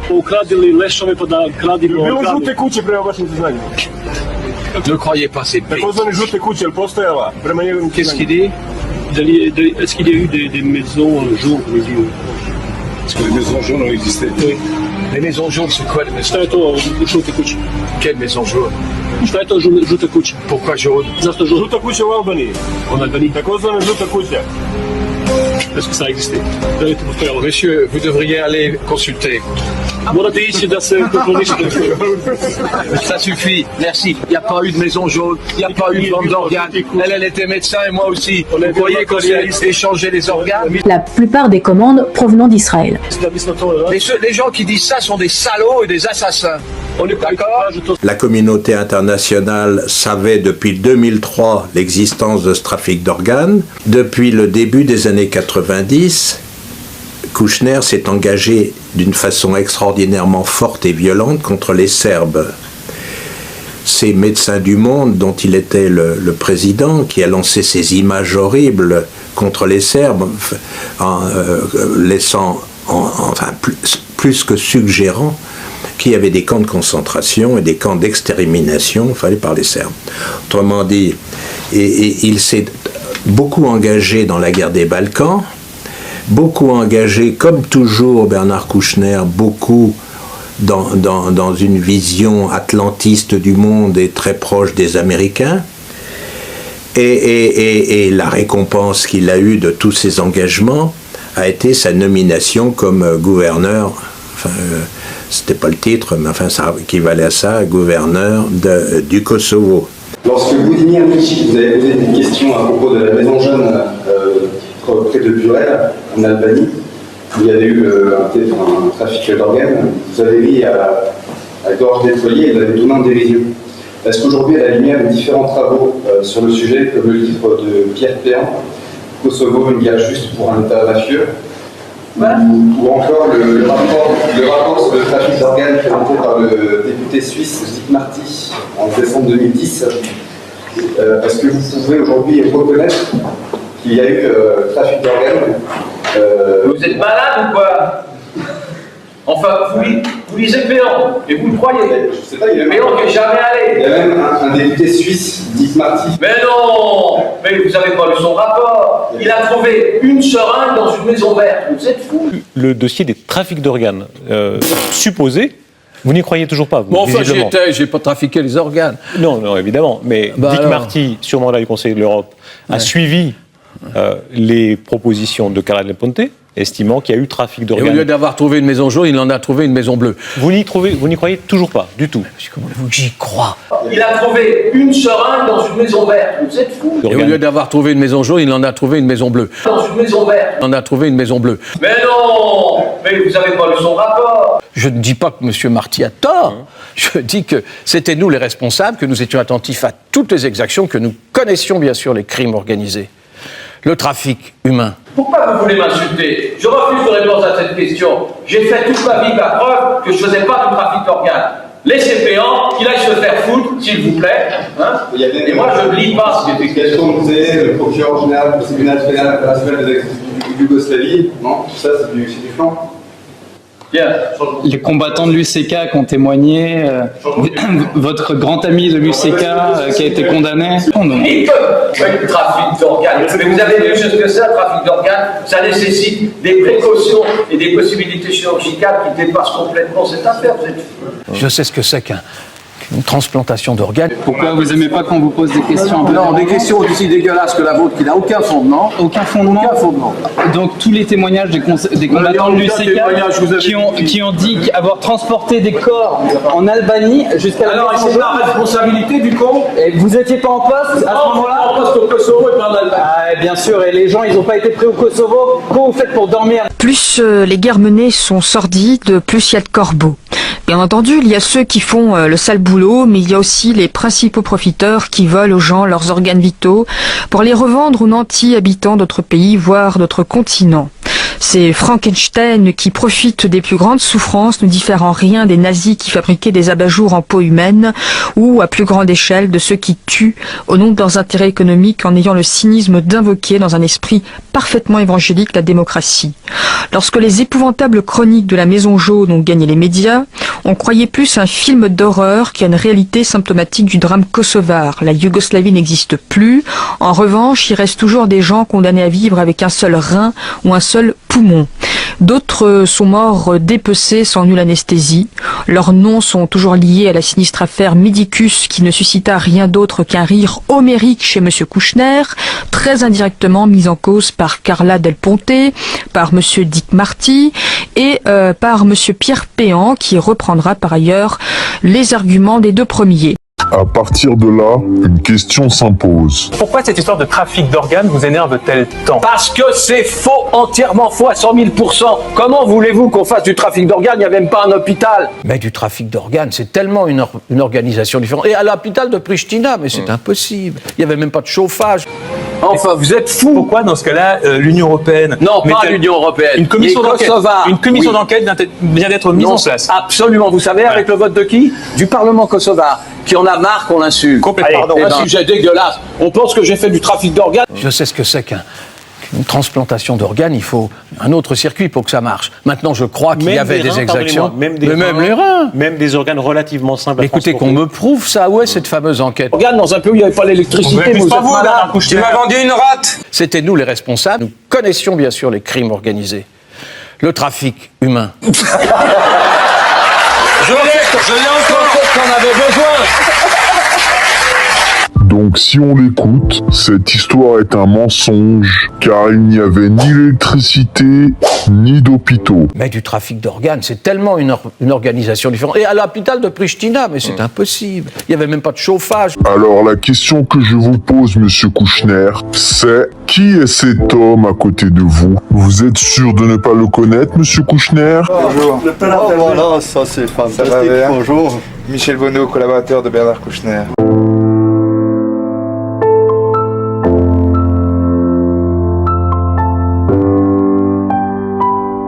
Nous étions les seuls, alors il fallait bien que je le fasse, hein, avec Michel, avec Renaud et avec toi. Avec Michel.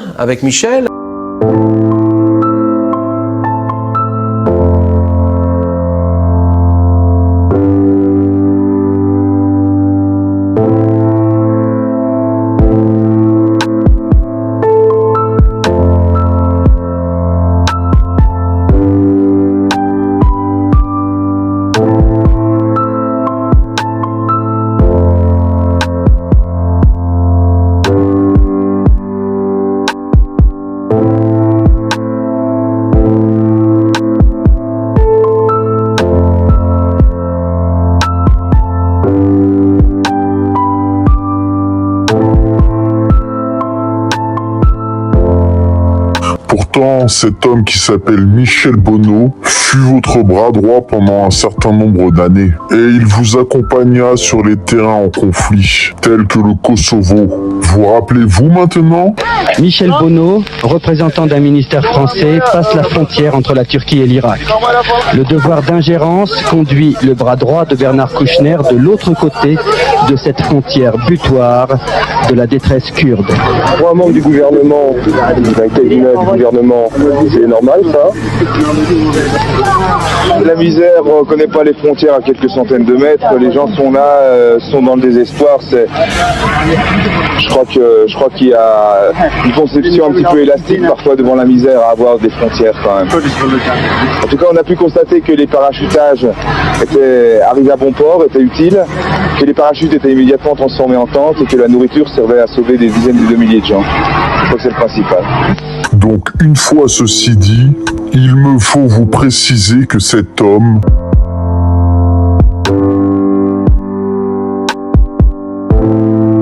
fut médecin de guerre, donc habilité à pouvoir faire des opérations à cœur ouvert. Nous étions les seuls, alors il fallait bien que je le fasse, hein, avec Michel, avec Renaud et avec toi. Même sur un terrain en conflit. Ce qui voudrait dire, contrairement aux propos tenus par Bernard Kouchner, qu'il n'y aurait eu ni besoin d'électricité ni d'hôpitaux pour opérer des gens afin de leur voler leurs organes. Et j'en veux pour preuve.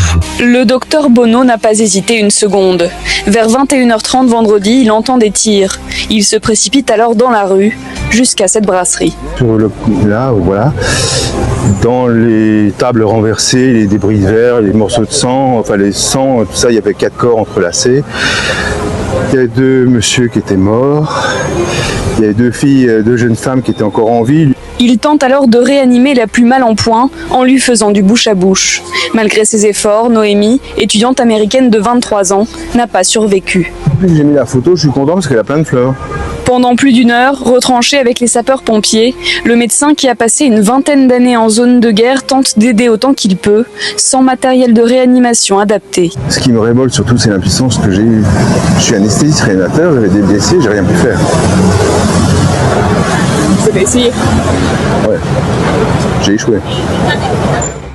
Depuis vendredi soir, Michel Bonneau a bien du mal à dormir. Il souhaiterait organiser un groupe de parole avec ceux qui ont partagé sa soirée en enfer. En enfer, disent-ils. Mais qui aurait vécu l'enfer? Serait-ce lui ou toutes ses potentielles victimes? Car ce que je dois vous dire maintenant, c'est que cet homme, Michel Bonneau, a également travaillé au sein de plusieurs maternités. telles que la clinique des Bleuets et la clinique du Blanc-Ménil. Entre autres, au regard de ces nouveaux éléments, nous sommes en droit de nous poser la question: que s'est-il passé au sein de ces maternités? Michel Bonneau serait-il un monstre tel que Joël Le Squarnec? C'est la question que je vous pose. À vous de juger. Quand on est en face d'un criminel, il faut dire que c'est un criminel. Merci.